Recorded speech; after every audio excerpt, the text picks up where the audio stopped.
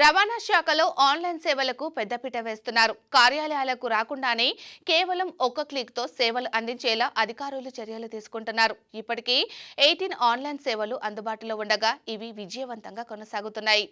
వీటి సరసన ఇప్పుడు మరో ఆన్లైన్ సేవ అందుబాటులోకి వచ్చింది. అదే హైపోథికేషన్ పూర్తయ్యాక కొత్త ఆర్సీ పొందడం. ఈ ప్రక్రియ గత ఏడాది జూన్లో మొదలైంది. బ్యాంకులతో ఆర్టీఏ అధికారులు విస్తృతంగా చర్చలు జరిపి ఈ సేవలను తీసుకువచ్చారు. సాధారణంగా వాహనదారుడు తన బ్యాంకు రుణం పూర్తయ్యాక బ్యాంకు జారీ చేసే ఎన్ఓసీతో కార్యాలయానికి వెళ్లాల్సి వచ్చేది. ఇక మీదట అలా వెళ్లకుండానే ఆర్సీ జారీ చేసేలా అధికారులు సాఫ్ట్వేర్ను రూపొందించారు. దీని ప్రకారం బ్యాంకుల నుంచి సదరు వాహనదారుడి రుణం పూర్తయిందని ఆర్టీఏకు సమాచారం ఆటోమేటిక్గా వచ్చేస్తుంది.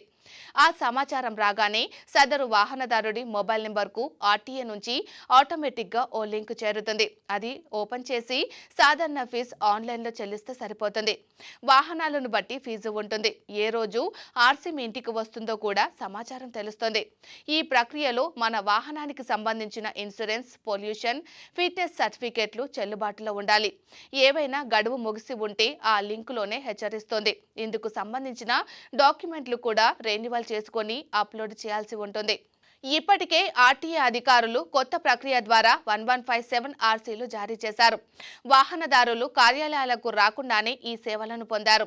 మహారాష్ట్ర, కర్ణాటక తదితర రాష్ట్రాల్లో ఈ విధానం విజయవంతంగా కొనసాగుతుండటంతో అధికారులు తెలంగాణలోనూ ప్రారంభించారు.